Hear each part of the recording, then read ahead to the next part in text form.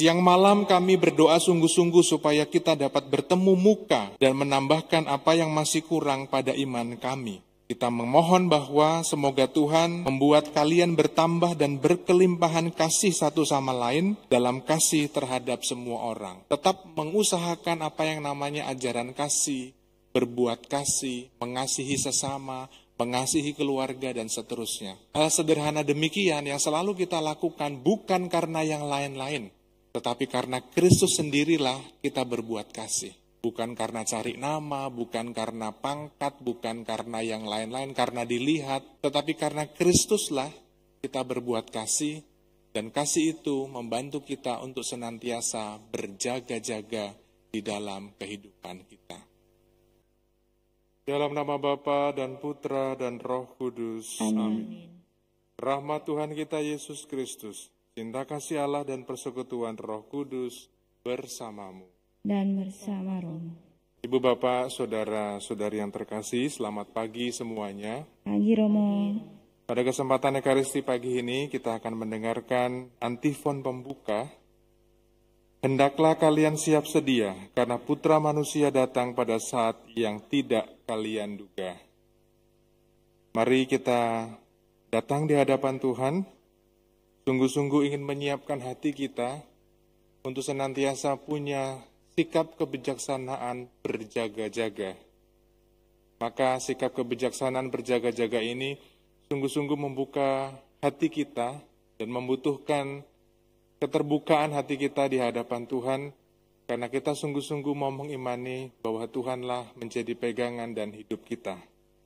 Pada kesempatan Ekaristi pagi ini, kita bawa juga seluruh intensi dan doa-doa pribadi kita, baik yang tadi sudah dibacakan, dan saya menitipkan beberapa intensi. Yang pertama untuk Ibunda Romo Hadi Nugroho yang kemarin selesai operasi dan saat ini sedang masa pemulihan.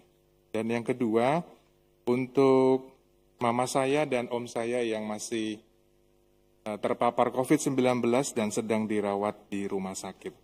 Mari kita bawa semua wujud dan intensi kita, semoga Tuhan sendiri memberikan rahmat belas kasih-Nya dan juga mencurahkan rahmat kesembuhan bagi mereka yang sakit dan juga memberikan damai dan sukacita. Maka marilah kita siapkan hati untuk mengawali perayaan Ekaristi ini, menyesali segala dosa dan kelemahan kita di hadapan Tuhan, agar kita pun dilayakkan untuk merayakan misteri penyelamatan.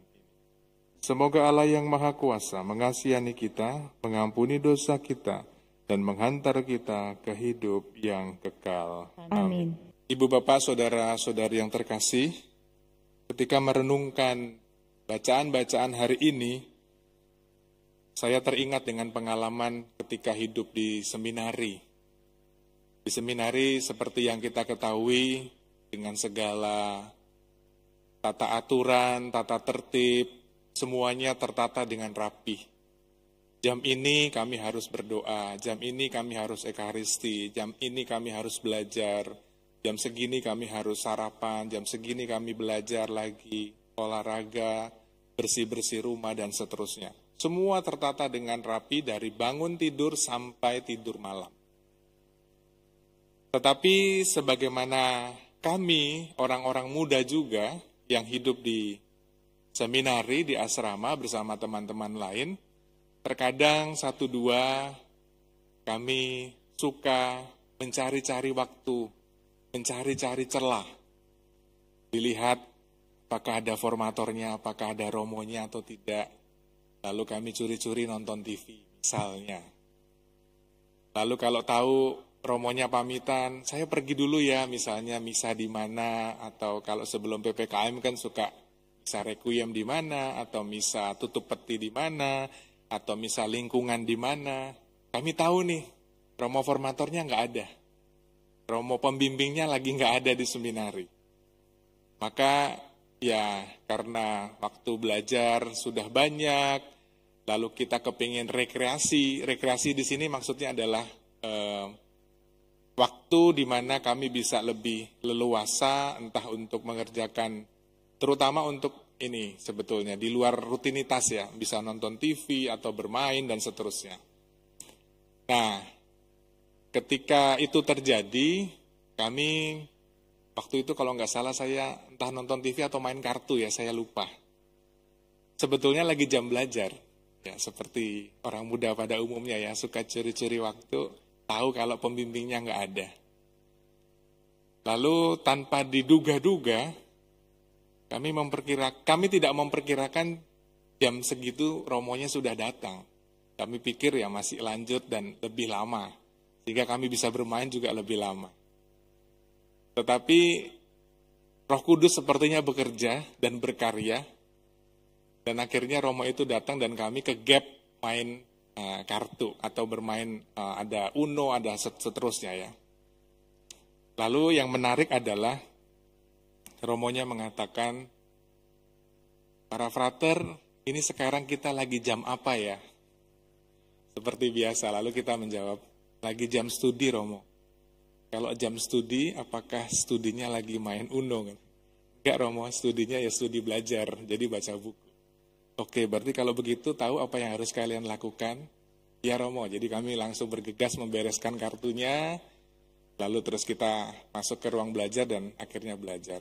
Itu sederhana, peristiwa sederhana yang bagi saya sungguh-sungguh mengena ya. Artinya kita terkadang untuk menyiapkan segala sesuatu yang baik dan tertata dan semuanya bisa oke, itu kalau ada orang yang mengawasi. Itu kadang-kadang mental kita seperti itu. Tetapi kalau misalnya pengawasnya nggak ada atau nggak ada yang lihat, lalu kita bisa berubah, kita bisa bertindak semaunya dan seterusnya. Mungkin itu juga bisa terjadi dalam hidup keluarga kita, di dalam komunitas kita, di dalam kehidupan kita sehari-hari.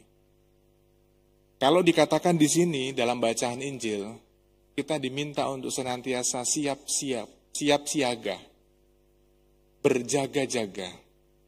Maka ketika kita tempatkan dalam konteks kita, hidup sehari-hari, maka ketika kita diminta untuk melakukan perbuatan yang baik seturut dengan ajaran firman Tuhan, maka dilakukannya bukan karena kalau pas lagi kita butuh, atau pas lagi kita dalam situasi terpuruk, atau pas lagi kita dalam situasi sakit, atau pas lagi kita dalam situasi di ambang batas. Tetapi dalam kehidupan sehari-hari, dalam kondisi apapun, kita tetap ketika kita punya hati yang murni di hadapan Allah, ya kita tetap melakukan kebaikan-kebaikan itu. Maka kalau ditempatkan dalam konteks yang lain, kita juga tidak akan pernah tahu hari mana Tuhan akan datang memanggil kita. Kita juga tidak akan tahu kapan hari yang dimaksudkan oleh Tuhan dan menjemput kita untuk pulang, kita juga tidak tahu. Tetapi ketika kita punya sikap kebijaksanaan untuk selalu ready, ya, selalu siap sedia dengan segala kebaikan, dengan segala hal dalam kehidupan sehari-hari kita selalu mengusahakan, meskipun kita tahu bahwa kelemahan manusiawi kita, dosa-dosa kita, kecenderungan kita untuk berbuat dosa itu selalu ada. Tetapi kita selalu mengusahakan yang terbaik. Maka sikap bijaksana untuk selalu berjaga-jaga dan siap sedia, itu senantiasa bisa kita lakukan dalam kehidupan kita sehari-hari. Maka salah satu kata kuncinya adalah kita sungguh-sungguh ingin memohon rahmat kasih setia dan cinta kasih yang Tuhan berikan buat kita. Ketika dua hal ini bolehlah kita alami, maka kita mempunyai sikap berjaga-jaga dengan bijaksana dan setia. Maka kalau dalam bacaan pertama dikatakan dalam kisahnya, surat Rasul Paulus kepada jemaat di Tesalonika, siang malam kami berdoa sungguh-sungguh supaya kita dapat bertemu muka dan menambahkan apa yang masih kurang pada iman kami. Kita memohon bahwa semoga Tuhan membuat kalian bertambah dan berkelimpahan kasih satu sama lain dalam kasih terhadap semua orang. Tetap mengusahakan apa yang namanya ajaran kasih, berbuat kasih, mengasihi sesama, mengasihi keluarga, dan seterusnya. Hal sederhana demikian yang selalu kita lakukan bukan karena yang lain-lain, tetapi karena Kristus sendirilah kita berbuat kasih. Bukan karena cari nama, bukan karena pangkat, bukan karena yang lain-lain, karena dilihat. Tetapi karena Kristuslah kita berbuat kasih, dan kasih itu membantu kita untuk senantiasa berjaga-jaga di dalam kehidupan kita. Maka sebagaimana pemazmur mengatakan, dan untuk kita juga kita renungkan dan kita hidupi, penuhilah kami dengan kasih setiamu ya Tuhan, supaya kami bersuka cita.